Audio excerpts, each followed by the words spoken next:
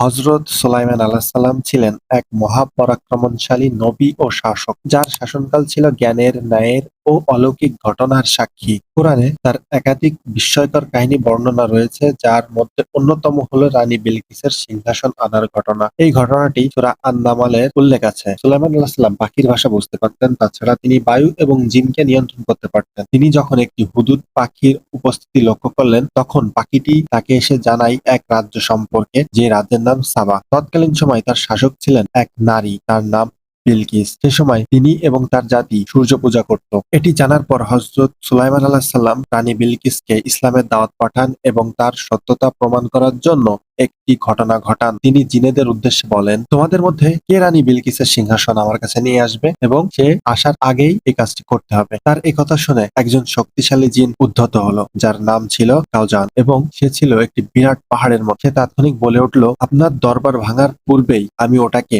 আপনার কাছে এনে দিতে পারি। কিন্তু একজন আল্লাহর জ্ঞানপ্রাপ্ত ব্যক্তি, যার নিকট ছিল কিতাবী জ্ঞান, তিনি ইলমে আজম সম্পর্কে জানতেন, তার নাম ছিল আসেফ। তিনি বলে উঠলেন, আমি আপনার চোখের পলক ফেলার আগেই তা নিয়ে আসতে পারি। এখন এই ব্যক্তি সম্পর্কে কিছুটা দ্বিমত পাওয়া যায়, যেমন ইমাম রাজি সহ অনেকেই এই মতকে প্রাধান্য দিয়েছেন যে ইনি ছিলেন খোদ হযরত সুলাইমান আলাইহিস সালাম, কেননা কিতাবের ইলম তার যেমনটা ছিল সে পরিমাণ ইলম তখন কারোরই ছিল না। তো এই ঘটনাটি ঘটার পর যখন রানী বিলকিস হযরত সুলাইমান আলাইহিস সালামের মহলে আসলেন, তিনি এইগুলো দেখে বুঝতে পারলেন আল্লাহর ক্ষমতা এবং আল্লাহ কত মহান, এবং আস্তে আস্তে তিনি এটাও বুঝতে পারলেন যে যে এই মহাবিশ্বের মালিক আল্লাহ, তিনি এক এবং অদ্বিতীয়, এবং তিনিও ঈমান আনলেন। তো এই ঘটনা থেকে আমাদের কিছু শিক্ষণীয় বিষয় আছে। সুলাইমান আলাইহিস সালাম প্রমাণ করেন যে প্রকৃত শাসক হতে হলে দয়া ও আল্লাহর প্রতি বিশ্বাস থাকা আবশ্যক। রানী বিলকিস ছিলেন একজন প্রজ্ঞাবান নেত্রী, যিনি সত্যকে চিনে তা গ্রহণ করেছিলেন, আর মানবীয় যুক্তির বাইরে গিয়ে কিভাবে